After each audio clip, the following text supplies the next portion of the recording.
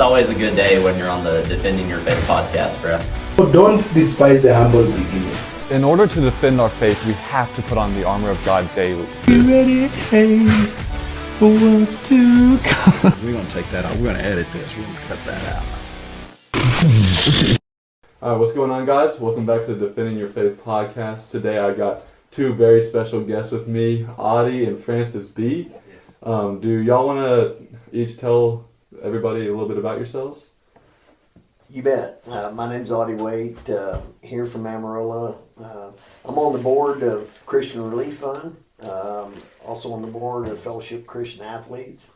I manage a feed yard. I've been doing that for 47 years now. Back in 2009, I made my first trip to Kenya and met Francis Bii, and man, we've been great friends ever since. So here you go, Francis. Yes, I am Francis Bii. I come from Africa, Kenya, a city called Eldoret, in the Rift Valley. And I work with Christian Relief Fund, but I'm the director of Christian Relief Fund in Eldoret and Turkana. I also work. I also do the church planting work, preaching the gospel, and helping the children. That is the core of what we do, is helping the children, drilling of clean wells for our community with Hope Water Africa, Hope Water International. I also do the overseeing so many other schools that are associated with Christian Relief Fund. Yes. Yeah, awesome, sweet.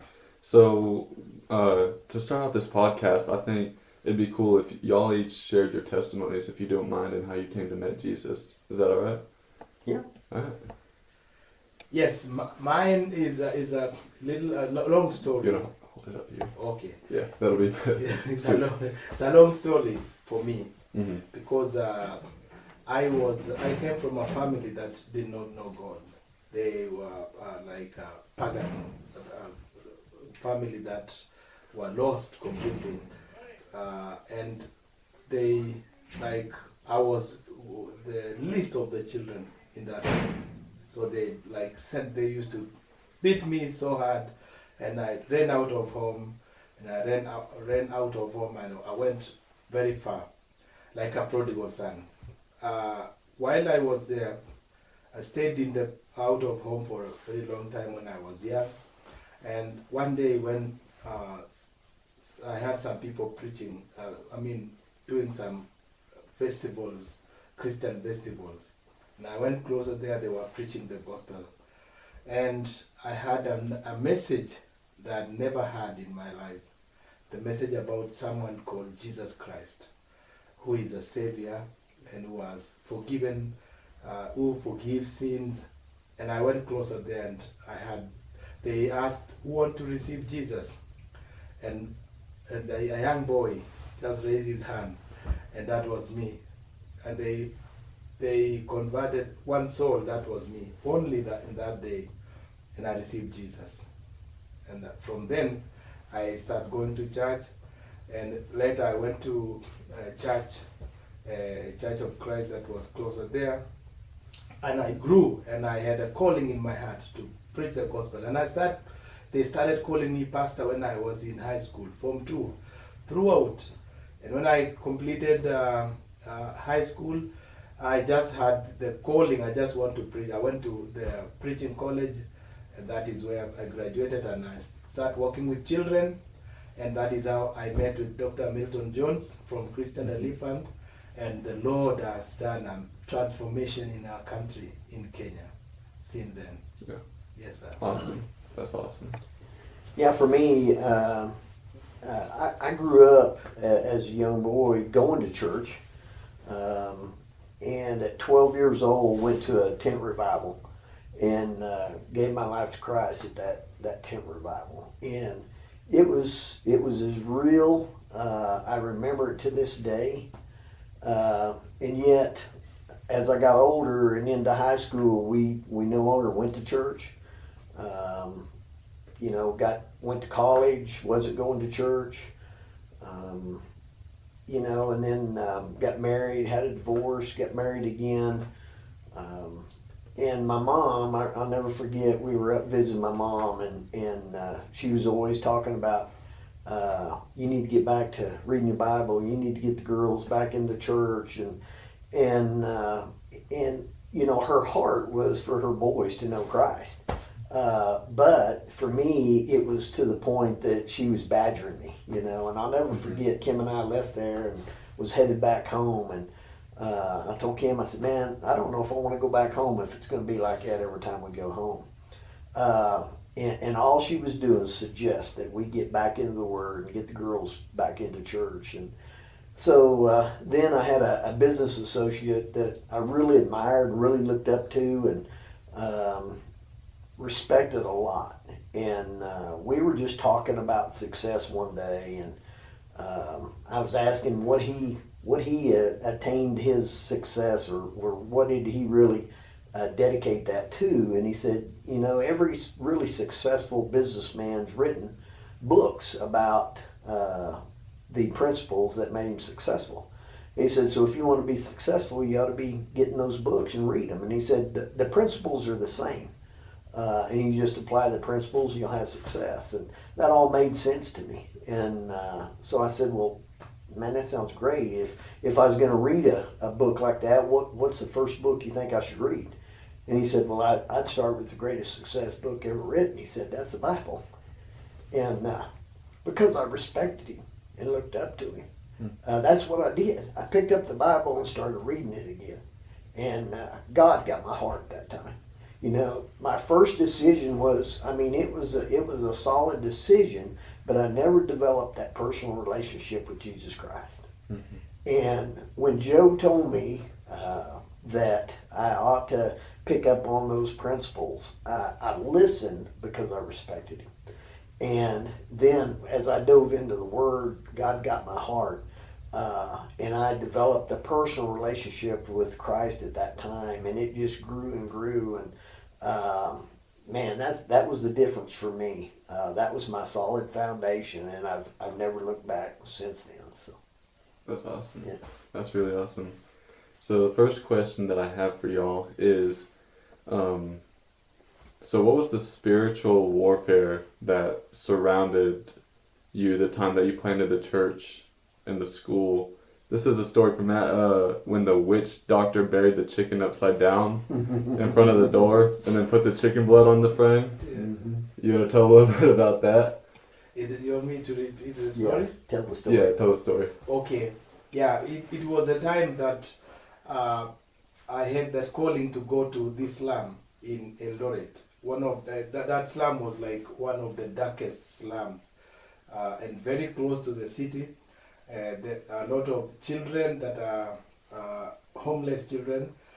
When they go to the city, they go reside there in the evening. They just sleep on the road everywhere.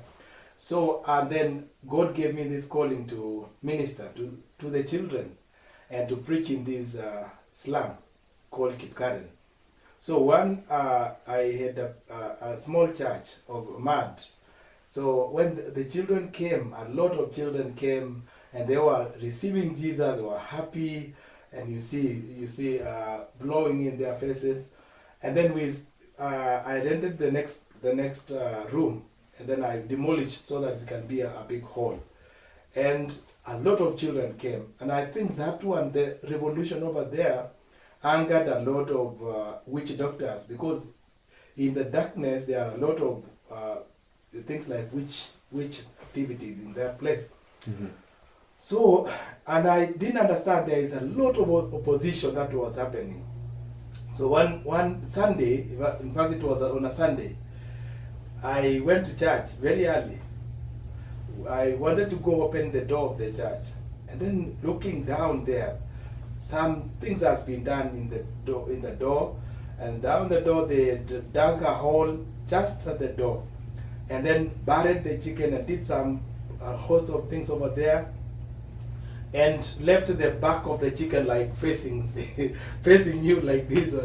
Uh-huh. So, and then I said, I believe in Jesus. I know God can never be defeated. So I invited one of the preachers, and I say we have to pray over here. So we removed the chicken. It was big buried inside, and we prayed and prayed like hunger prayer. We were praying with a lot of hunger, and then threw away the chicken. And then we just forget, we opened the door, and then people came, children came, and we continued. After some few days, someone just whispered to me, do you know what was happening? I think some people knew, see what was happening. You know, one of the witch doctor who was involved in this has died. You know, I don't know if you are going to be happy someone has died, but that one I said, that is a victory. You see, the Lord fought for me. You see, in that kind of being afraid, or I don't know what happens, what is happening, and I had never fought with such kind of demons before. And then now the church became bigger, but the owner, because I was renting, I was leasing this place. The owner was mad, and he told me that next Sunday you are not going to be here. You have to move out of this place. So I was walking around praying, walking and praying. Then I look at one of the places, one house that has been left, and a very beautiful place, but it was left. The owner just went and he was not using. It was like a school a long time ago. So I opened and I saw inside. It's a nice place. I went into the middle of the place, and I told God, I've come here, I will not get out of this place. I don't know who's this place, but I have stepped here. God, I will not get out of here. And then all of a sudden, someone came from the sidewalks there. And what are you doing? I told him, I'm asking the owner of this place, do you know the owner? He told me, yeah, I know the owner. I will take you to where the owner is. And then we went. When we were out and the owner was inside. She was a lady. She had some people talking, and then she came out and said, "Oh, welcome, my daughter, my son," and she did not know me, and she called me my son. So, and she welcomed us, and we sat. She cooked tea. You know, tea in Kenya is very, yeah. And when she cooked tea, and we took tea, and then she, what are you coming to do? And I told her, I came to ask you to give me only one Sunday, to give me this place to worship only one Sunday, so that we are searching a place to do that. And she said, welcome, come and continue. And then we came, continued, and then the week was over. I had to find another place. I went to the same lady and I said, please, would you mind giving me for another week? Please come and continue. And then the third week, she said, okay, if you have something, if you get something, you just continue and give me something, like pay something, whatever you can get. And we continued that way until we started making it a school, became a kindergarten, and it became a primary school. And all of a sudden, God did a miracle. So we bought the place. And even after buying that place, the fight with the witch doctors was not over. In fact, some of the Sundays, when people were coming, you could find someone coming with the intestines of something like a snake's intestine. They come and they throw in the church. And I had experience that this one will never harm you. So I told the deacons, can you let's pray, pick those things and go and throw. And all those deacons are alive up to today. So we fought but all the witch doctors in that place, they went. In fact, 2 witch doctors sold me their plots, and they went. In fact, they sold me the plots. And they disappeared from that place, the one that was still alive. So God is real. Mm-hmm. He's a powerful God. Mm-hmm. Yeah. That's awesome. That is awesome. So what did the ministry look like when you first met Audie? Yeah, it was bad. We were struggling, very, very struggling, because I didn't have any help. I didn't have any support. I was trying to like connecting with the local churches around there, so that we, especially in terms of children, because I had the calling for the children. So and then I had formed an organization called Eldoret Christian Aid Network. So in my heart, I wanted to like rally with the churches, local churches, we see how to help these children to go to school and give them aid, because you could see the desperation in children. They are not going to school, they don't have food, a lot of them are just walking around. So that was in my heart. I saw children that were molested, beaten by relatives because their parents have died, and it was so painful for me. So this one was bad. We didn't have anything and we were struggling, but when Audie and Milton came, that one was the start of our hope. The hope became alive, because when they came, they saw us. In fact, the encouragement they brought us, and then they started helping some few children. I think there were 37, because we went to 2 different churches, and that was the beginning of our hope.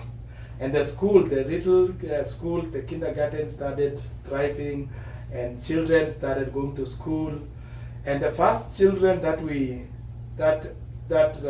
CRF started sponsoring, they are doing the kingdom work right now. One of them is one of the pastor. He's a pastor of that place now. Yes, he's called Boniface. So he was very young, and he got contact with CRF, and he was sponsored. Right now he's serving God over there, like so many others who are there. Yes, yes. So Audie, how did God prompt you to first go to Kenya? Well, this story will get me. So, Milton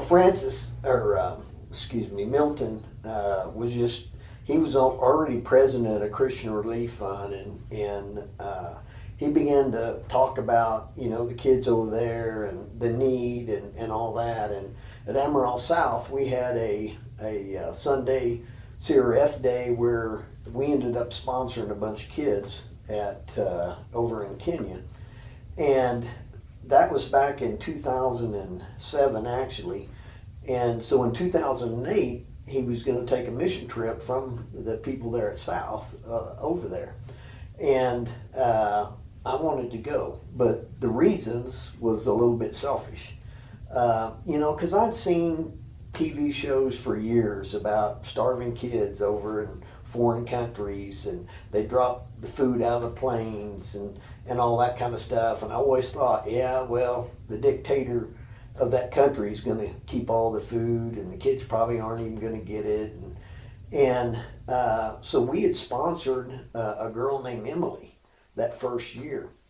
And so in 2008, I was going to go, but part of the reason was I'd never been on a mission trip, and I truly wanted to go on a mission trip.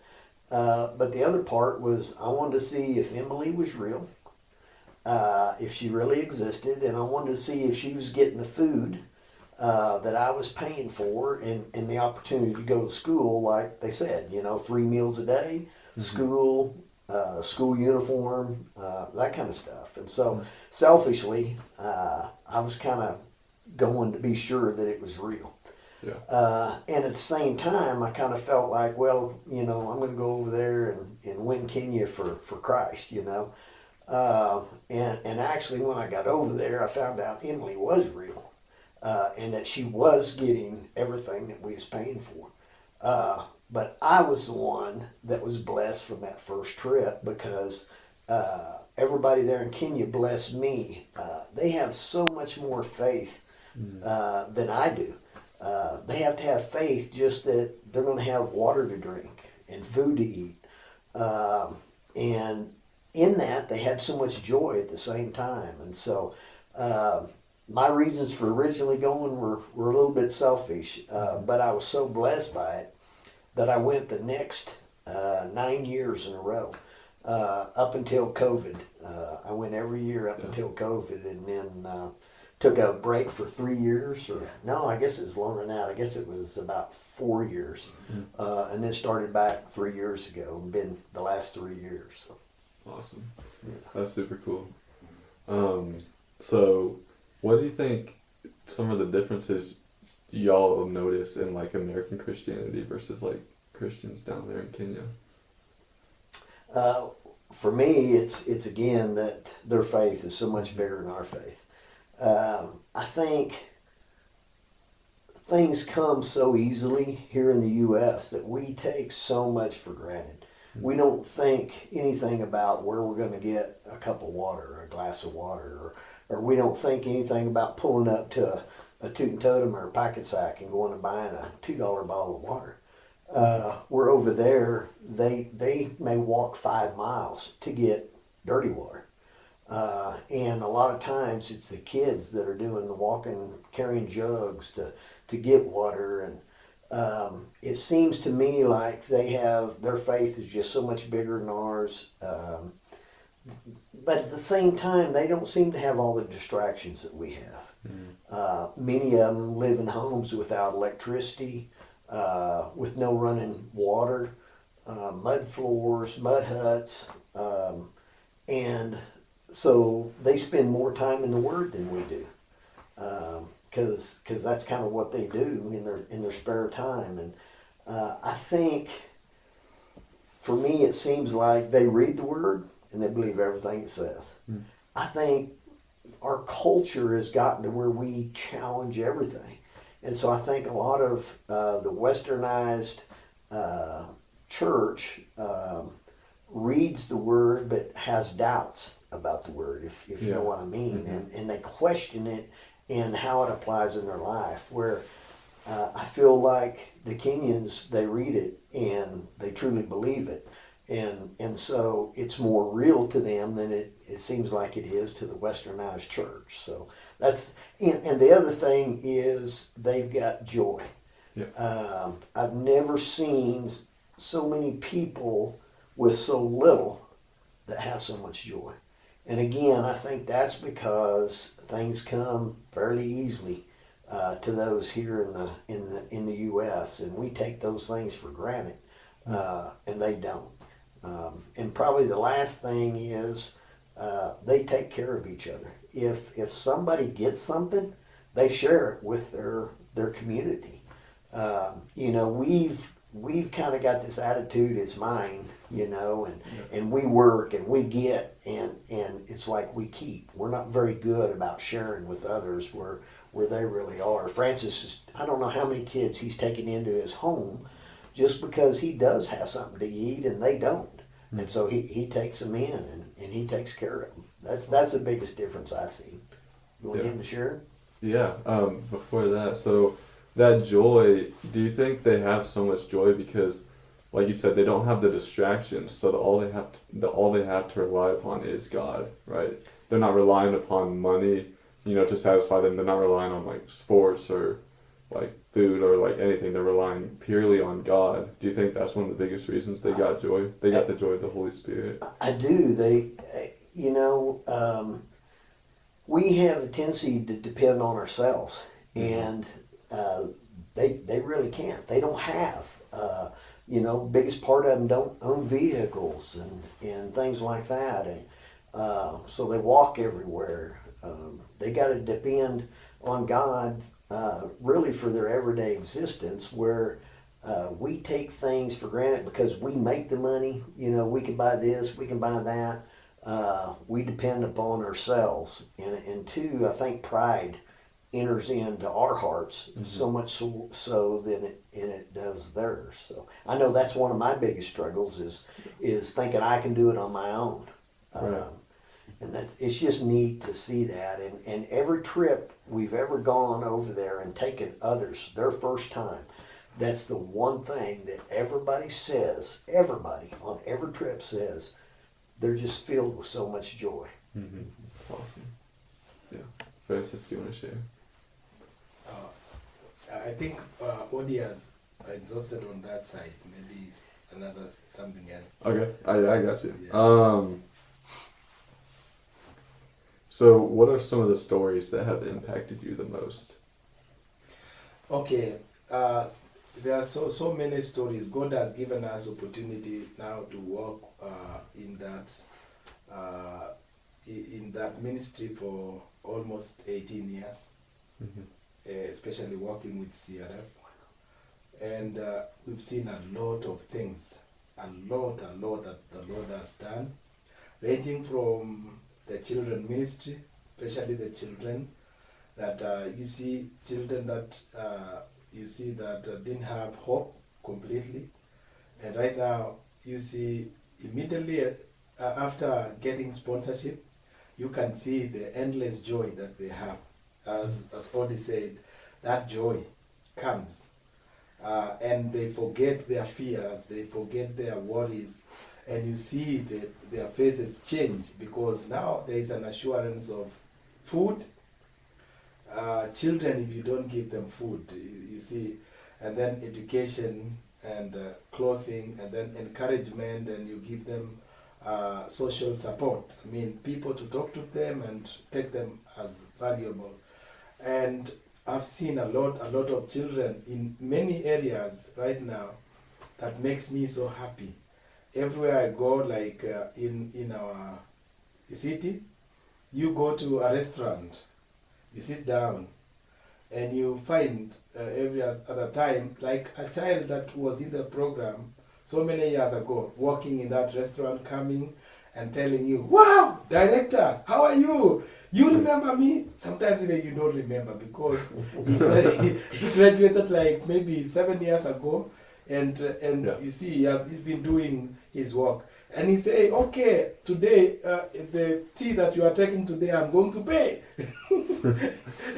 That one is so encouraging. So I've met a lot, even from the teaching, those who are teaching in different schools, teachers. We have the military men. I once met a man, one man in the road, and this man was like huge. He was very healthy, and he came and told me, what, he was very happy, told me, and he said, "Director, do you remember me?" I said, "No, I don't remember you."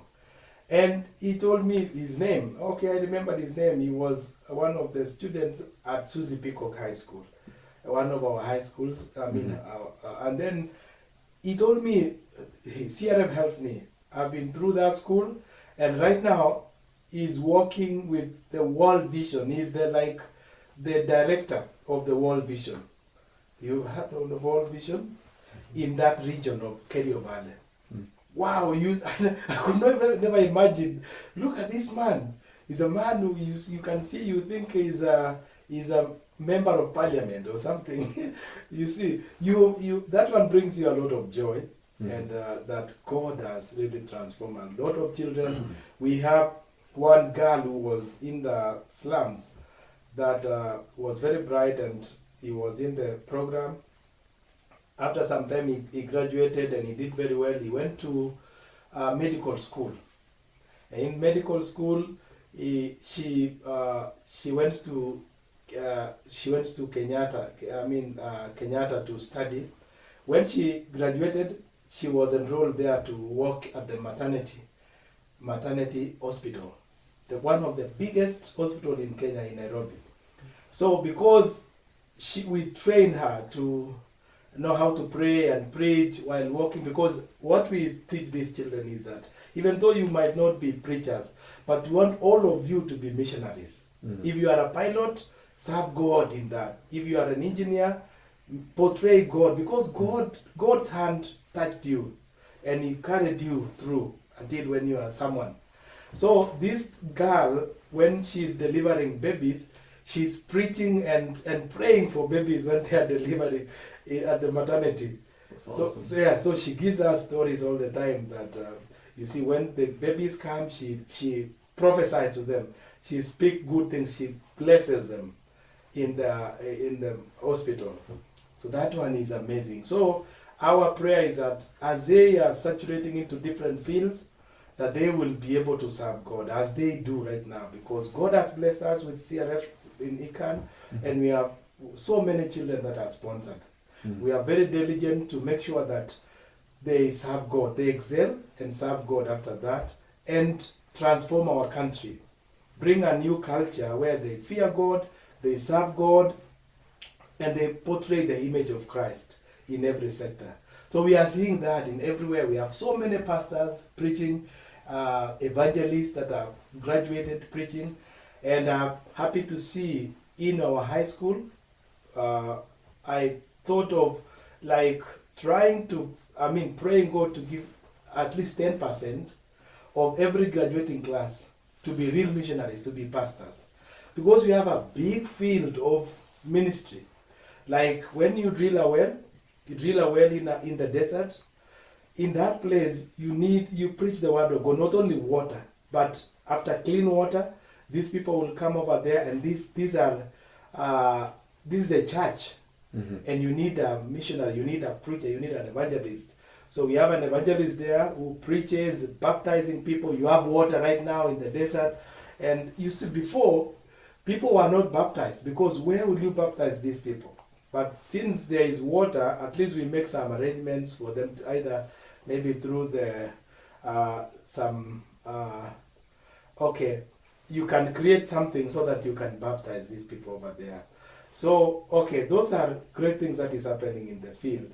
And you see a church, a community, you see there is a children's program, a school or something, and so many things that are happening over there. Yes. That's awesome. One of my favorite stories. Yes, sir. So, yeah. I want to talk about Boniface just a little bit. My first trip over there in 2009, Boniface was a little boy. I think he was probably in the 4th grade at that point. Yes. And so I've seen him every year I've gone over there. I've seen him and his little sister Abigail, and now going back. And Boniface, the school he went to, he's now the pastor for. Yeah. And that's just so neat to see somebody that was poured into and that was given a gift through CRF, a sponsorship, and they respect that gift, and now they're giving that gift back and sharing that gift with the other kids in that school. But one of my favorite stories is in 2012, Milton and I went over there to open up a bunch of the wells. It was the first 5 wells that we had drilled over there. And Milton and I went over there to open up those wells. It was part of our nonprofit. We're audited every year. And they said, or they made the suggestion that we go over and check up on like the wells, just because of the amount of money that's flowing back and forth, and they wanted to ensure that the money was really going where it's supposed to, the wells existed, and just all that. So Milton and I made a trip over there to open those wells, and this is up in the northern deserts of Turkana. And so we go to this well, and it's out in the middle of nowhere. There's nothing there. And I asked Mel, I said, why are they drilling this well out here in the middle of nowhere? And he said, well, people around here are walking 5 to 10 miles to get water. So it's just a place that's closer, and it's good water, it's clean water. And so where they drilled that well, about 100 yards, there was this big shade tree. And we noticed a lot of kids over there, and so we go over to this shade tree, and there's a lady that was teaching the kids. The school was actually underneath the shade tree. There's about 15 or 20 kids there. And she had a little chalkboard that was probably 2 foot wide and 3 foot tall. And she had it up on a little stand.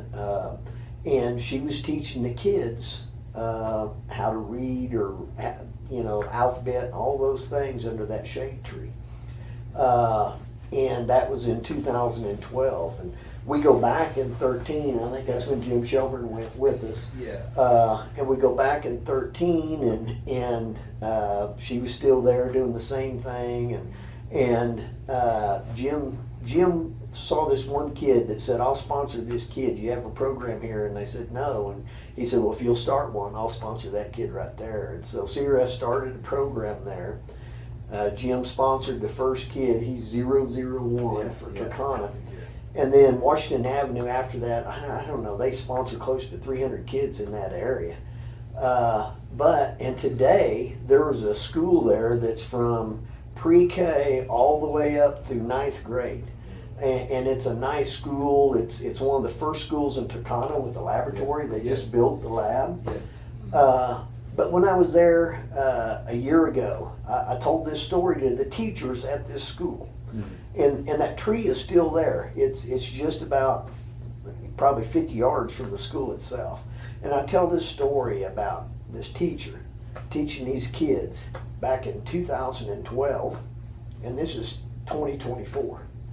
And this lady over here raises her hand, and she says, "I'm that teacher.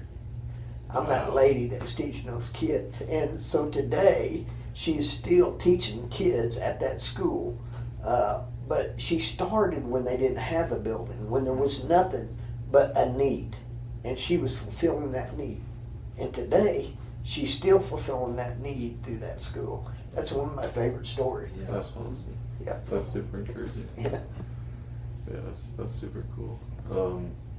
Hey, Francis, I got a question for you. Yes. So before we started this, you said that me and Matt look alike. Do me and Audie look alike too? Yeah. Well, you see, the first time you see like white people, you see all of them look alike. So me and Audie looking alike? Yeah, you look alike. Like we could be like brothers or something? Yes. Yeah. Oh my goodness. That's so funny because I think all of y'all look alike from the pictures that I've seen. So. Yes, exactly. That is what is true. What you are saying. Yeah. Because if you come to Kenya the first time, you will see everyone is like they look alike. Mm-hmm. But after you stay with them, then you can differentiate. Yeah. Yeah. So, but me and Audie look alike. Yes. That's so funny. You look I alike. can see it, Audie. Could you see it? You bet. I'd be honored to consider to look like you, young like you, tall like you. I'm not that tall. I can't even grow any facial hair. Oh man, that's funny. Francis, could you have ever imagined that the ministry would grow to where it is today? Not at all. Not at all. Not at all. It was just like that thought or that vision that you have in your heart. Mm-hmm. But you never know how God can bless it to grow that way. But my thought was to rescue, to help Mm-hmm. in that first instance. But after that, you see, God, I didn't visualize that anyway. Yeah. That's awesome. Mm. So what do you envision for the future? Okay, my vision for the future is that these kids will be able to bring meaningful change in our country.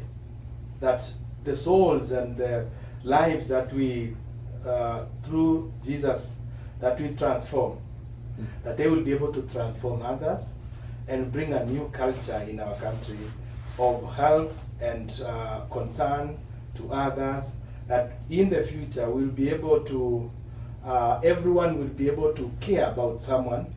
And you see, our country is still very behind in terms of development and everything. So these are the seeds for our nation, that they are going to transform their families, their community, and the nation at large. That is my prayer. Awesome. That as we help more kids, they will saturate into every part of our country and every department, maybe teaching, police. You see, like in Kenya, the police, like for example, the police and the citizens, they have they don't trust each other. So if you have people who know the value of humanity, and they can minister to, if you are a policeman, you minister to the citizens, like you are ministering to God. You are serving God there. So they will be able to serve God in different sectors. Yeah. Yeah. That is my prayer. That's awesome. Can I tag on something there right quick? Absolutely. So, I think it was in 2012 after Milton and I were on the way back. So I'd been there 3 years in a row. Mm-hmm. And it didn't seem like I saw much change, right? Mm-hmm. From the standpoint of there was the same need, right? Mm-hmm. Same need. Kids were still struggling. And what I realized was, you know, it's in a country where it's a dictatorship, right? And there's not enough money in the world to change a dictatorship, because the dictatorship's going to be the one that keeps the money. There's no programs over there for those in need. And I'll never forget what Milton told me. I said, Milt, it doesn't seem like we're making a difference. And my girl was Emily, and her life had changed dramatically. I'd love to show you the pictures of the before and just a few years later. It'll blow your mind. You almost can't even recognize her. She's changed so much. And what Milton said was, you're making a difference in her life. And that's what's really stuck with me. It's not us changing a whole country. It's us coming alongside somebody, pouring into somebody, and helping that one individual change. And then it's each one of those individuals that's going to start changing the city of El Dorado. Yes. And then those individuals that's going to get into government and start changing the country of Kenya. And one day, one of the kids that's gone through one of our CRF programs may be the president of Kenya. And then maybe you'll see true change, because they've experienced what it's like to have people pour into them. And so maybe they'll change that country and start pouring into their own people. And that's the vision I have. Is the U.S. can never change Kenya. It's got to change from the inside out. And I believe that's going to happen through these kids. And what's the change in their life, they're going to in turn give that back one of these days. Wow. That's awesome. That was very encouraging to hear. That's awesome. So, before we wrap this up, do y'all have any funny stories with each other that y'all would like to share? You got any funny stories, Francis? Yeah. Okay, I don't know if this is funny. You see, when I got my first car, which was really like a very old car, and what I knew in the car is like some few things. It's like pressing the accelerator, brakes, and the wheel, the steering wheel. So when I was traveling with Audie, you see, it was raining very hard. So I had my rag, my rag. So I did not know that you can, what do you call this one? You can you can use the car to blow the moisture. The windshield wipers? So his windshield was fogging up because of the rain. It was cool. Oh. And it was fogging up, and he kept taking his handkerchief out and cleaning a little hole so we could see. And just constantly. Yeah, that is what I knew. I did not know that there is something that can just blow off the moisture. He didn't know that there was a defroster on it. So Audie decided to help me, and he fixed, and all of a sudden it was, what is this one? He really helped me. I did not know something like that. Yeah. So I was struggling throughout, like cleaning my windscreen outside like this. Were you the one driving too? Yes. Oh, that's funny. Yeah. That's good. Yeah. Yeah. So, one of my favorite stories is Francis. I don't know how many times you've been over here, but he always spends some time with us when he's here. And we host him, and I take him to the feed yard with me, and we leave early, and so he has to get up at 6 o'clock, go out to the feed yard and work cattle with me and all that kind of stuff. But one year we've got a shooting range out there at the yard, and I said, well, would you like to shoot pistols? And he said, yeah, I'd love to. And so we go out there and we shoot pistols, and you would think that Francis was a drug lord or a kingpin or something, because he would hold that pistol sideways. And man, he loved shooting them pistols, but he's a little bit dangerous. I mean, because they were just rattling off, and we have this one target that is a silhouette. It's a silhouette of a body, and then it's got a head beside like a terrorist has got you, you know, and he's gonna, you know, say put down your weapon or I'll kill your wife or whatever.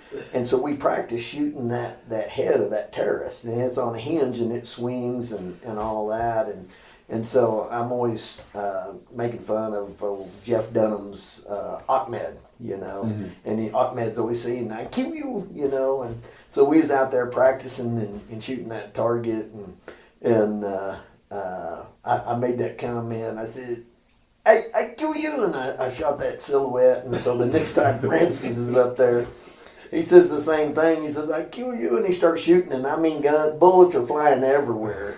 He's just rattling them off, and that was a lot of fun. So what I'm hearing is, don't go shooting with Francis. Yeah, don't go. Definitely, if you care about your life, don't go shooting with Francis. Gotcha. One story, since he shared about the car, you know, the first time I met Francis was in 2009, and at that point he didn't have nothing. Actually, he was sick. He had typhoid. And the reason he didn't have nothing was because he was trying to take care of all these kids out of his own pocket.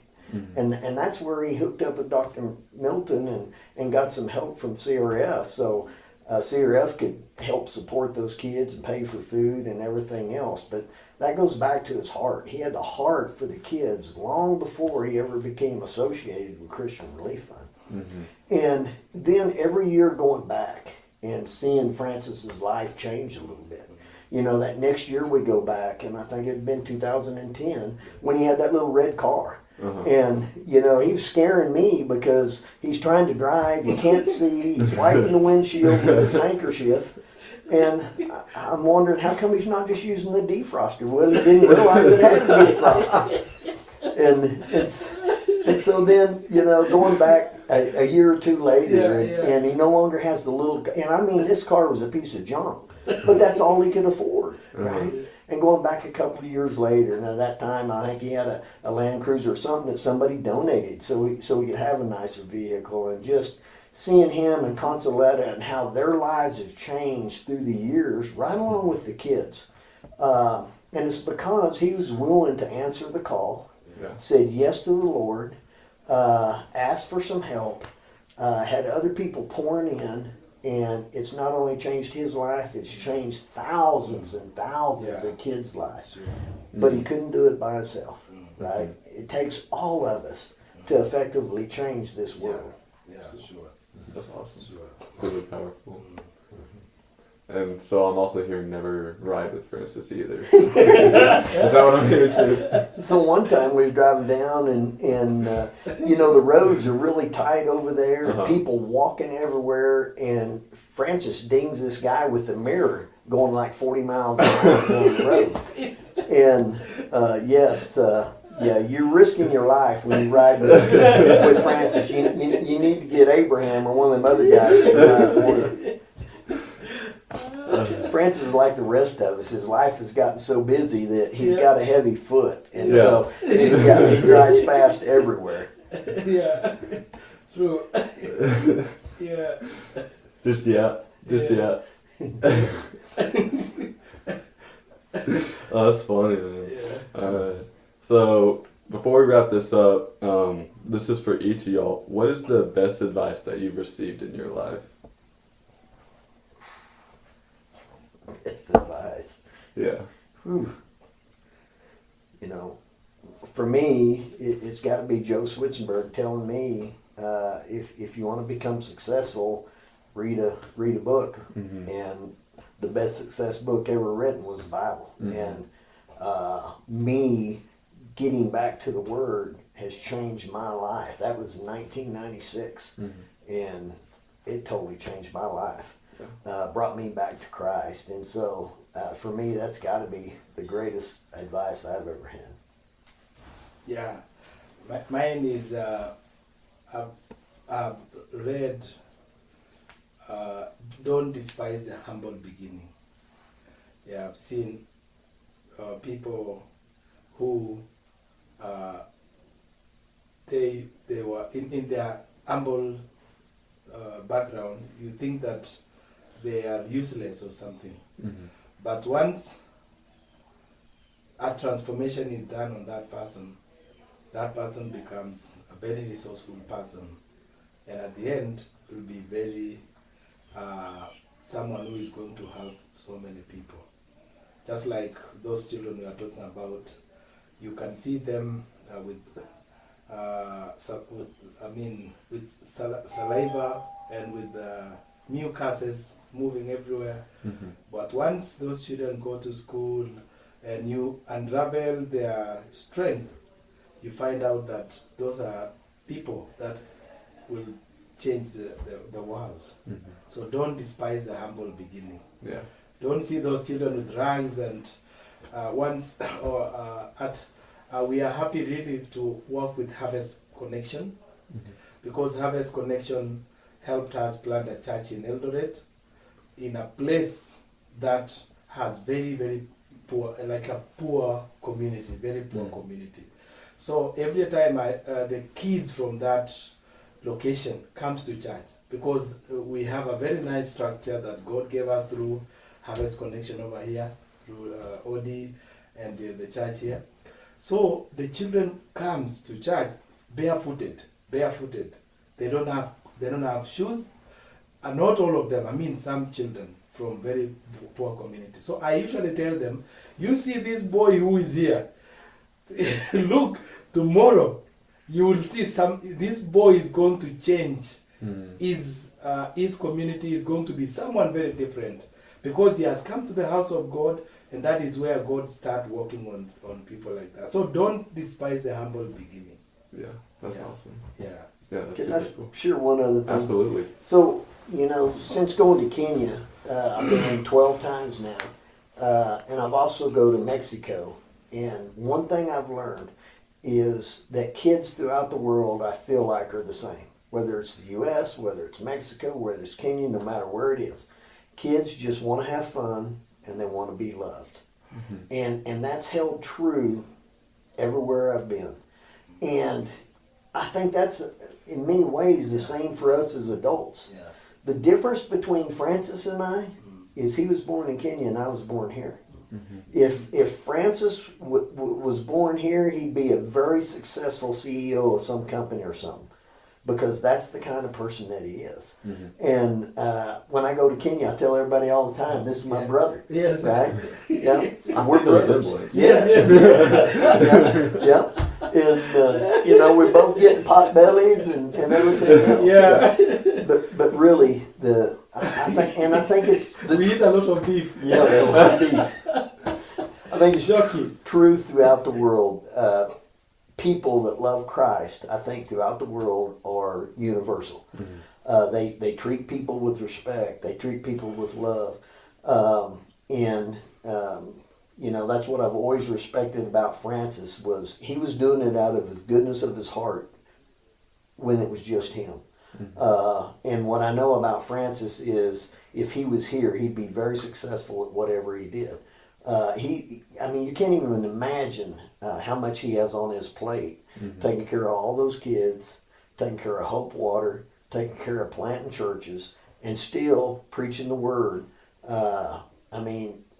He's got that drive and that mentality that he'd be successful no matter where he's at. So. That's awesome. Super encouraging. What's your favorite restaurant here, Francis? Favorite restaurant? Yeah, Place in America. Okay, the Waffle House. Really? Yeah, for breakfast. Oh, I should have worn my Waffle House shirt. You have? I have a Waffle House shirt, and it says, I love Jesus, and Yes. the heart is a waffle. Yes. And then it says, Jesus loves you, with the Waffle House logo kind Yes. of look on it. I should have worn that. Yeah. And then the blue, there's something called blue Blue Sky. Blue Sky? blue sky. Blue Sky is good. Yes. Yeah, that one's good. Those two. Do you know what a meme is? A meme? Yeah, do you know what a meme is? No. It's like a joke. No, I don't. It's kind of like an American word for joke. Yeah. So there's this really big meme going around, and it's just like the numbers 6, 7. Yeah. So people will go like this and say 6, 7. 6, 7. You should do that during your sermon at some point tomorrow. Like 6, 7. Yeah, 6, 7. Yeah. Yeah, Like this. yeah. Yeah. I think it'll get all the kids to laugh. So if you want a little advice, do that during your sermon tomorrow. Okay. 6, 7. 6'7". Yeah, Like that. exactly like that. Okay. Just tell them you don't know why, but Jace told me to do 6'7". Yeah. Okay. I get it. Yeah. Yeah. Sound good? Yeah. All right, sweet. All right, if he does it tomorrow, I'm gonna put it right here in this audio. And before I forget, 6'7", 6'7", 6'7", 6'7".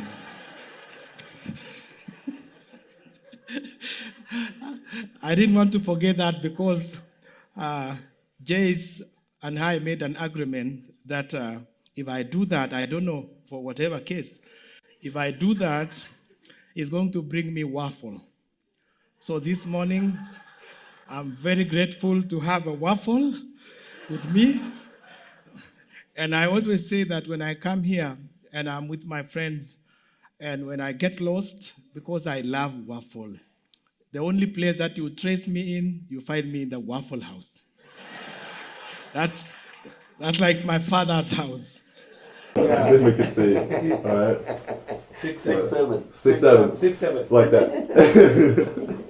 Like that? Exactly like that. Okay. Yeah.